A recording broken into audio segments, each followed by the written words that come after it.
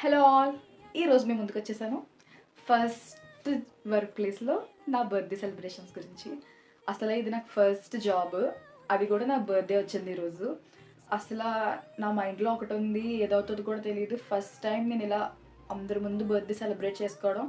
స్కూల్స్లో కాలేజెస్లో కూడా ఇప్పటికి వచ్చి నేను ఏమి డిస్ట్రిబ్యూట్ చేయలేదు, ఎందుకంటే హాలిడేస్ వచ్చేసి నా మొహం మీద కూర్చునేవి. నేను ఏం డిస్ట్రిబ్యూట్ చేయలేదు. This is the first time.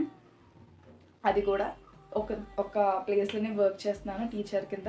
అక్కడ నేను అందరితో ఇంటరాక్ట్ అవ్వి వాళ్ళతో మాట్లాడి వాళ్ళ దగ్గర నుంచి బ్లెస్సింగ్స్ తీసుకొని నేను ఏదైనా డిస్ట్రిబ్యూట్ చేయాలి. చాలా నర్వస్నెస్గా ఉంది, ఎలాగవుతుంది నిద్ర కూడా పట్టలేదు అస్సలు. అలాంటిది నా బర్త్డే ఈరోజు blast.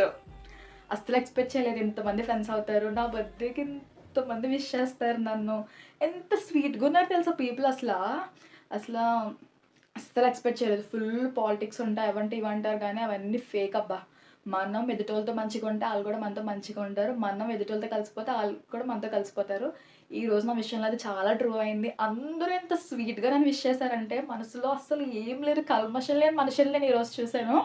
Literally I'm feeling so blessed and gratitude. Thank you so much God for sending this love.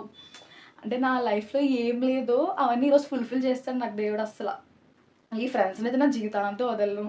ఈ వర్క్ ప్లేస్ మీద కూడా నాకు ఎంత గుడ్ ఒపీనియన్ వచ్చిందంటే అసలు ఏదన్నా కూడా ఒప్పుకుంటారు, ఫ్యామిలీ మెంబర్స్గా ఉంటుంది. That's why this is my family. Thank you so much. ఈ ఎక్స్పీరియన్స్ నా లైఫ్లో నాకు గుర్తుంటుంది.